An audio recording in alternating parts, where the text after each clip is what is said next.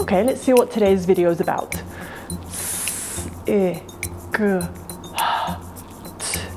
Words.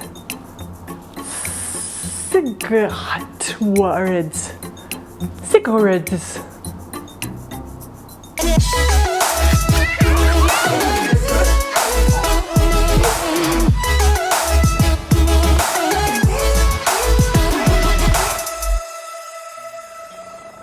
Hi, my name's Gemma Perry and welcome to Mooncake ESL Teaching Made Easy.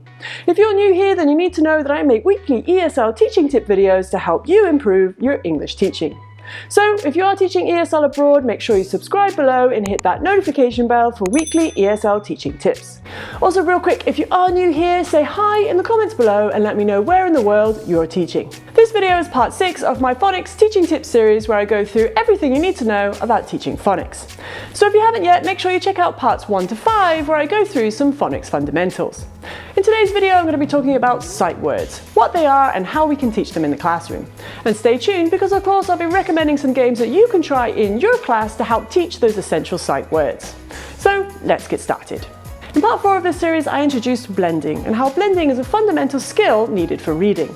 However, not all words can be blended together, and some words we use so often that it's worth memorizing them. These are called sight words. Now, sight words are important because they help to improve speed, accuracy, and fluency, which in turn helps to improve reading comprehension. In other words, sight words are important. Students need to be able to look at these words, know what they mean, and how to use them in a sentence. So, how do we teach this? Well, it starts with recognition. Now, the first step is to have students recognize sight words as soon as they see them. They should better say the word out loud within 2 or 3 seconds of having seen it.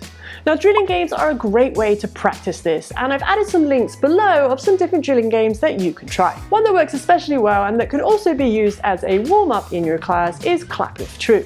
So make sure you check out that video linked below.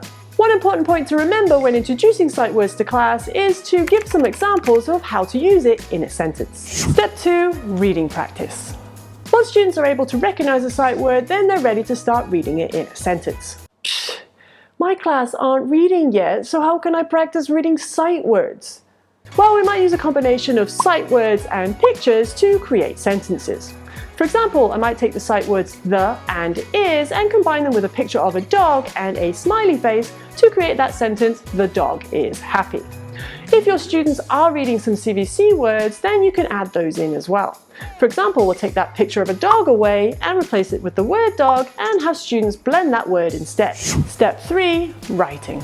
Once students are able to recognize words and they're confident reading them, then they also need to be able to write them. Now, I talk about writing in part 3 of this phonics teaching tips series, so if you haven't yet, make sure you check it out, linked below. Now, the hardest part about writing sight words is remembering the correct spelling, so of course, repetition is key. Now, there are a few fun things that you can do in the classroom to help students remember the different letters within a word. For example, you can write a sight word on the whiteboard using a whiteboard marker and have students use their finger to wipe that word away. Or you can use letter magnets and have students practice creating their own words. But ultimately it comes down to repetition and giving your students as much opportunity as possible to practice writing these words.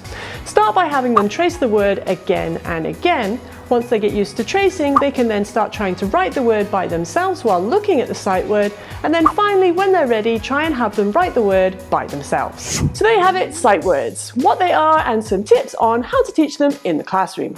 If you like this video, let me know by commenting with the word helpful in the comments below and by sharing with your fellow teachers.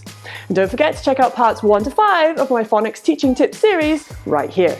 That's it for this video. Thanks so much for watching. You can find me on Facebook, Instagram and Twitter, or if you're interested in a Mooncake sweatshirt or mug, you can find them linked below. And of course, remember to subscribe and hit that notification bell for more weekly ESL teaching tips from Mooncake.